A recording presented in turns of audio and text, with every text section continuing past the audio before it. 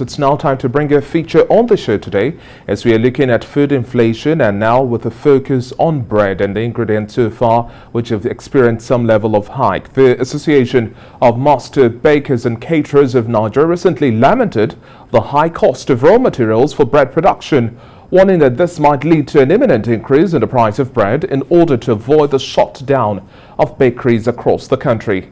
They say the imminent increase in price is due to the increment in the prices of all ingredients used for baking. In specific terms, price of flour, which was at about 12,500 naira at the start of this year, now sells for 20,000 naira. The price of sugar, which was at 10,500 naira in January, now sells for 21,000 naira. And the price of a carton of yeast, which sold at a sum of 7,300 naira as at the start of the year as well, now sells for 19,000 naira as at this month.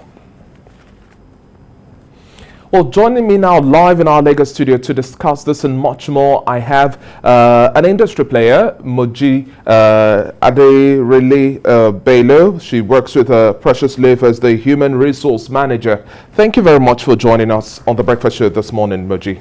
Thank you. Now, bringing a clear understanding of what it is now, especially within your field. We see the price of flour, we see the price of sugar, we see the price of yeast and a whole lot more. Double, triple, quadruple the price. You had something about 7,000 naira, now going for about 20,000 naira. How does this strain the business as it is? Because the cost of operation has gone higher and you've not increased. Yeah, it has been a very big strain on the business.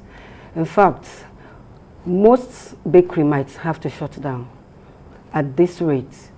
And I think we need to do something about this. The bakers are just trying to hold forth. As it is now, most of the bakeries are really lamenting, and we're looking at increasing the price. Now, when you talk about the lamentation and also increasing the price, it now brings to the fore quality or and quantity. Is it that we are going to look at smaller sizes of bread to still maintain that quality, or we will still maintain the current quantity and then the quality would have to depreciate? No, the only thing for now, until we are able to find another way to this, is for us to reduce the size. And how does this also affect the relationship between distributors and producers like yourself? Because I know Precious Love also has a whole lot of distributors, and then it's quite stifling. Give us an example of the sort of situation you have with your distributors, the complaints from their own end. Because they're reselling, right? Yes, they are reselling. Basically, what we've heard from them is that there is like a reduction in size, reduction in the dough.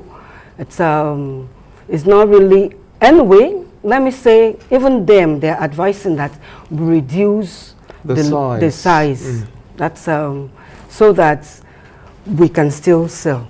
But if we reduce the loaf, but we still maintain the quality, it's good for us.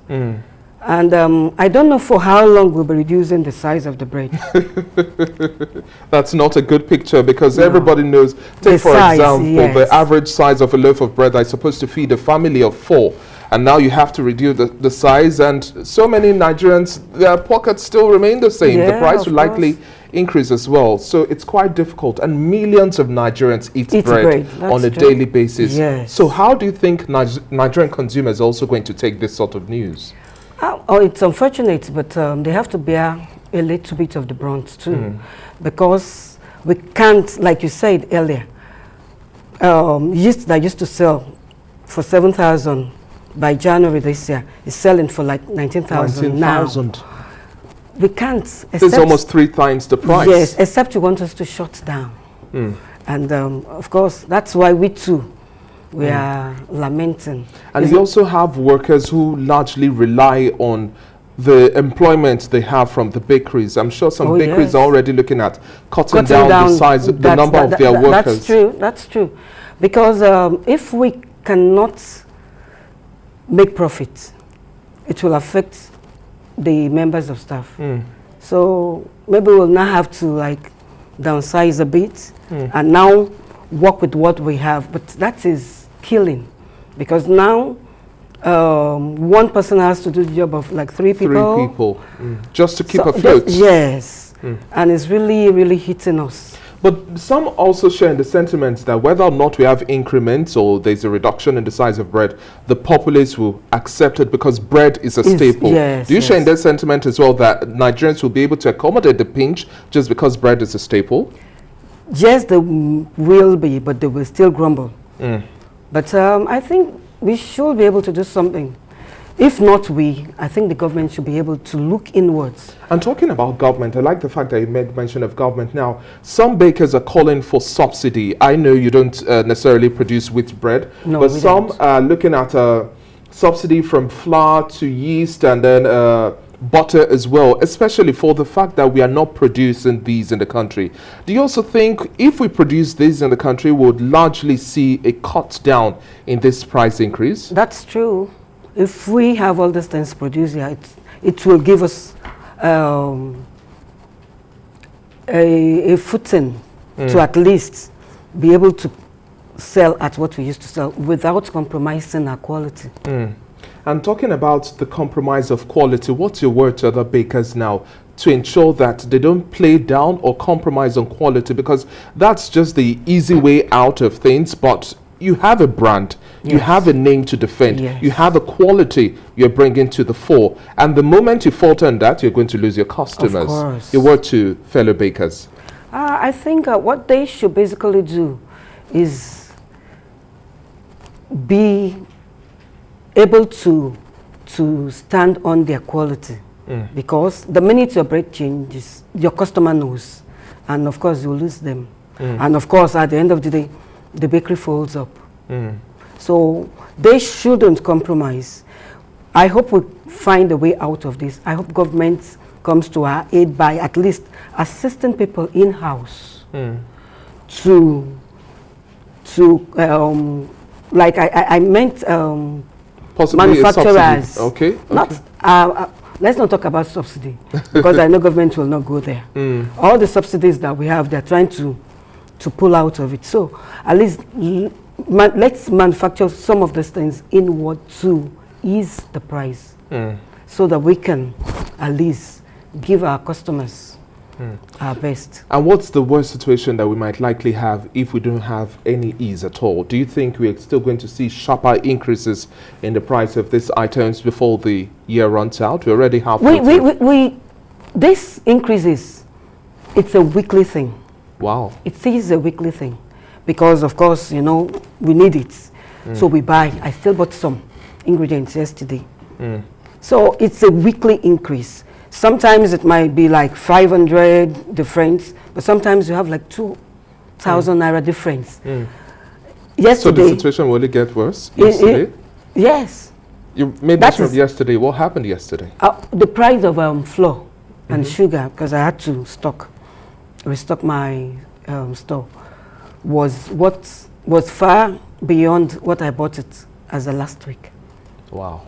So on a weekly basis? And it's on a weekly basis. You have increase on these ingredients. And then how do we now deal with these increases? How do you now communicate with your customers and then your distributors as well? Actually, I was talking with my directors, one of my directors yesterday. We are going to have a customer forum that we need to sensitize them and brief them. This is not working for us. It's working for the distributors because we are still on the same old price from January till date. But they too, they are on their own prices. And we have some people that on their own, they have some sharp practices, like increasing the price to the final consumer, while we are still maintaining the old price.